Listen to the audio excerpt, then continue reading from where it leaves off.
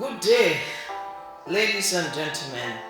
Welcome to my promised video entitled "The Father is Responsible." And the message: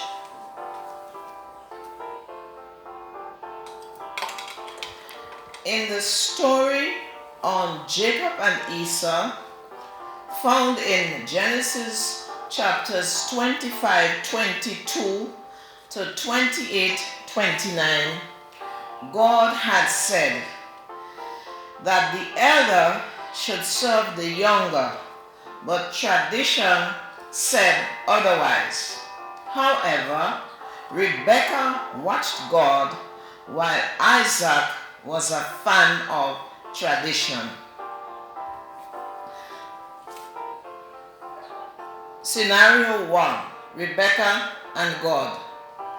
In Genesis 25-22, Rebacca was confused at the feeling in her womb during pregnancy, and God explained to her that two nations were in her womb, and the elder will serve the younger. Verse 23. When the twins were born, Esau, the elder, arrived first, while Jacob, the younger, arrived second, holding on to Esau's heel. Verses 24-26. Thus was the prophecy: the elder shall serve the younger.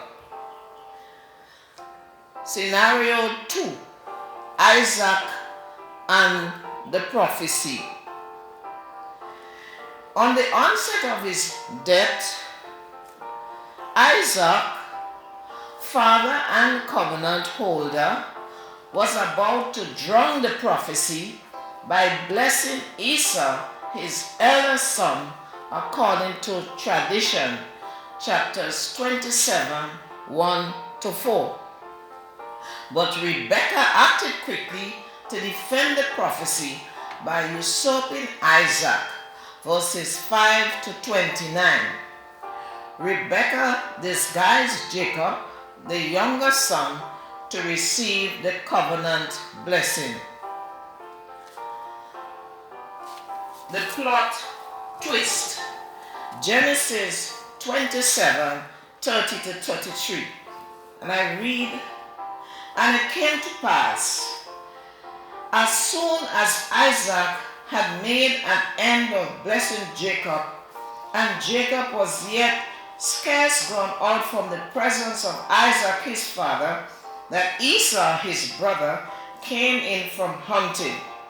And he also made savory meat, and brought it unto his father, and said unto his father, Let my father arise, and eat of his son's venison, that thy soul may bless me. And Isaac his father said unto him, Who art thou? And he said, I am Esau, thy firstborn.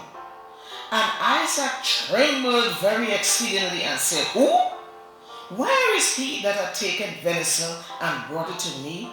And I have eaten all of it before thou comest, and blessed him, and yea, he shall be blessed. Esau, having been tricked, was grieved, disappointed, revengeful, and entreating for a blessing too. Verses 34-38 and 41. Isaac was fearful of Esau and punitive towards Jacob. Isaac gave Esau a similar blessing and entangled Jacob with a prophecy that Esau will undo him in future when the yoke will be broken, introducing a twist into the covenant plot. Verses 28-29, compared with verses 33, 35, 39-40. And I read verses 28-29, where Isaac is blessing Jacob. Therefore, God give thee of the dew of heaven, and the fatness of the earth, and plenty of corn and wine, Let people serve thee, and nations bow down to thee. Be Lord over thy brethren, and let thy mother's son bow down to thee. And verses 39 to 40, now I read where Isaac is blessing Esau. Just backing up a bit. And Esau said unto his father, Hast thou not but one blessing, my father? Bless me, even so also my father. And Esau lifted up his voice and wept. And Isaac his father answered and said unto him, Behold, thy dwelling shall be the fatness of the earth, and of the dew of heaven from above. Now this is a similar blessing that was given to Jacob, the fatness of the earth and the dew of heaven above. And by thy sword shalt thou live, and thou shalt serve thy brother. That's the only difference. And it shall come to pass, here we see the twist, when thou shalt have the dominion, thou shalt break his yoke from off thy neck. So evidence from this story suggests that Isaac fought with God in his mind concerning the prophecy. The critical question: why did God stand still and let tradition fit his will? Possible answers. Was it because Rebacca was female and according to tradition, the male made a decision on lordship of the family? Or was it that Isaac was not fully converted and committed to God? Ladies and gentlemen, the fact that Isaac was going to bless Esau provides deep evidence that he never accepted what God had said in his prophecy concerning the elder serving the younger. White in Patriarchs and Prophets said Isaac was stubbornly clinging to tradition.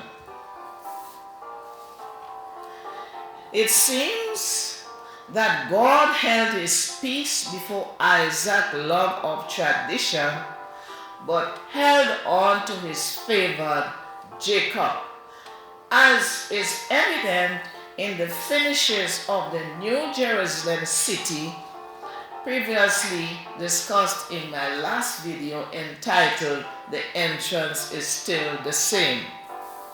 Firstly, all of Jacob, Israel, are written on the gates of the city for all the redeemed heaven and the universe to behold. Revelation 21:12. Secondly, the names of the 12 apostles, Israelites, are written on the 12 foundations in the New Jerusalem city. Revelation 21:14. And Jesus, Messiah from Israel, Jacob, is the chief cornerstone. Indeed, ladies and gentlemen, Jesus has said it in John 4:22.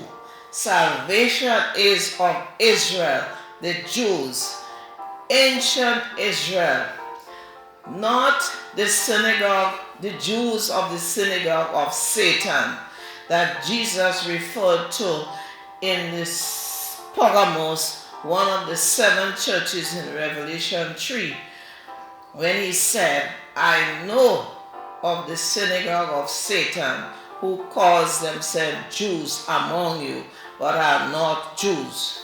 We are talking about the ancient Israel. Lessons from the story. Critical analysis of the story raises 5 salient points. 1. Though Isaac held the highest position as holder of the covenant of God on earth and leader of his brethren, he seemed superficial at heart. 2. It seems that Isaac slighted Jacob, the more godly son, in preference to Esau, who satisfied his lust for meat. 3. Isaac's lack of understanding God's way led him to lack faith and humility before God, leading a life obedient to tradition in preference to God's will. 4. Though mankind may seek to alter God's part of a contract, God remains committed to his part of the bargain. It is man who must repent and turn to God. And 5. Secret planning and upheaval seem to be methods to unsettle strong traditional ties.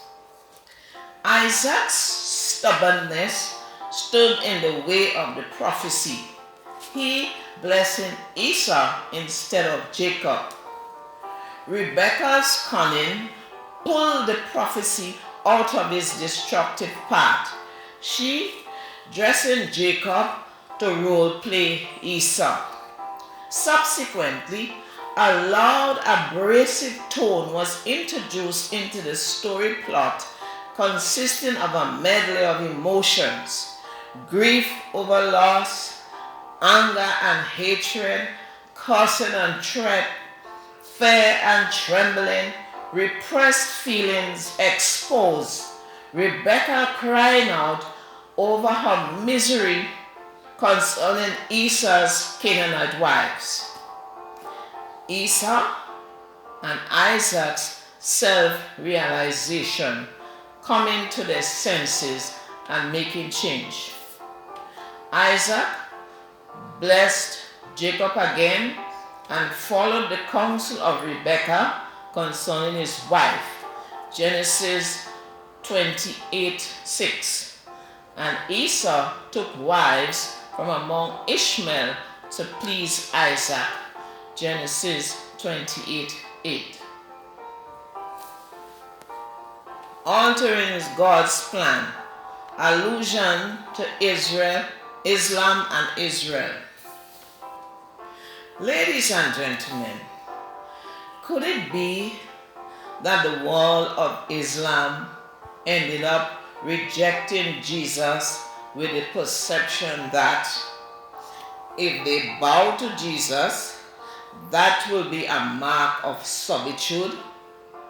Isaac's twist in the plot by empowering Esau.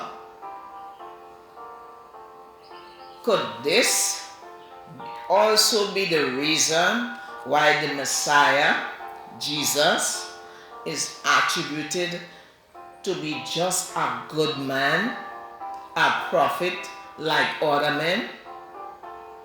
But one is still wondering, how did the Jews ended up rejecting Jesus? Did Islam, like Jesuits, enter among them as wolves?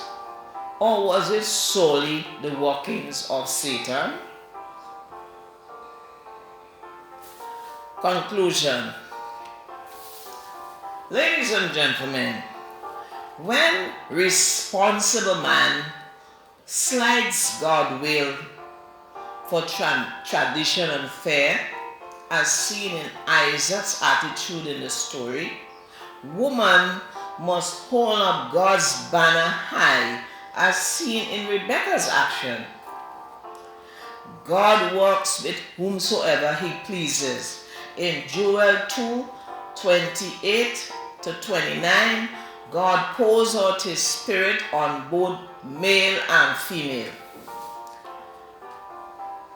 Human systems will have to break up to give way to God's will. For God's will is final, whether we believe it or not, whether we accept it or not. And finally, ladies and gentlemen, one cannot negate the fact that the twist in the covenant plot had bearings on the foreshadowing of the Gentiles, considering their response to Jesus as Messiah and the call to salvation having more compelling results than that of the Jews. Jacob seems to have implication for end time, so I intend to continue discussing him in my next video.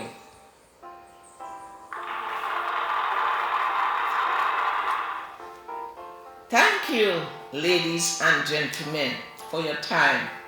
May you be blessed as you subscribe and share.